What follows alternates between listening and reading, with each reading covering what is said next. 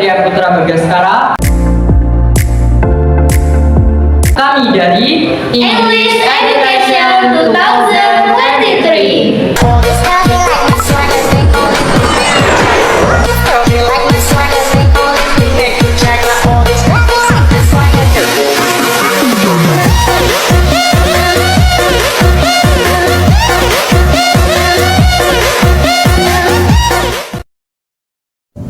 Baiklah, di sini saya sebagai materi pertama, saya akan menjelaskan materi tentang teori belajar behavioristik. Sebelumnya, apa sih yang dimaksud dengan teori belajar behavioristik? Teori belajar behavioristik adalah sebuah teori yang dianut oleh Gage dan Berliner tentang perubahan tingkah laku sebagai hasil dari pengalaman. Mengenal teori belajar behavioristik. Pertama, menurut belajar teori behavioristik, belajar adalah perubahan tingkah laku sebagai akibat adanya interaksi antara stimulus dan respon. Stimulus bisa berupa usaha dari diri sendiri siswa ataupun usaha dari guru. Respon bisa berupa perubahan dari stimulus yang didapat. Contoh, jika ada siswa yang tidak bisa perkalian, kemudian diberikan stimulus dan responnya tetap tidak bisa perkalian, maka hal tersebut bisa dikatakan siswa tersebut belum dianggap belajar.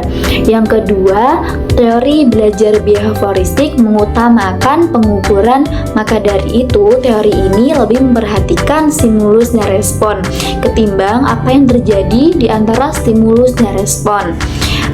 Dan yang ketiga, teori belajar behavioristik menganggap penguatan pada siswa itu penting.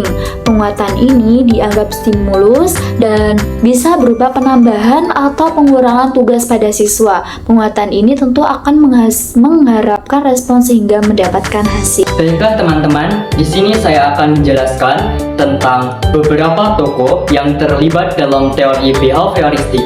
Yang pertama ada Bapak Edward Lee Thorndike atau biasa yang dikenal sebagai Bapak Thorndike. Kemudian yang kedua ada Bapak Burbus Frederick Skinner. Yang ketiga Bapak Johann B. Watson. Materi selanjutnya, baiklah teman-teman, di sini saya akan menyebutkan tentang beberapa ciri rumpun teori behavioristik. Yang pertama, ciri dari rumpun teori behavioristik ini ialah mementingkan faktor lingkungan. Yang kedua, menekankan pada tingkah laku yang tampak. Kemudian yang ketiga, bersifat mekanis, mengutamakan unsur-unsur dan bagian kecil. Kemudian yang keempat, mementingkan pembentukan reaksi atau respon.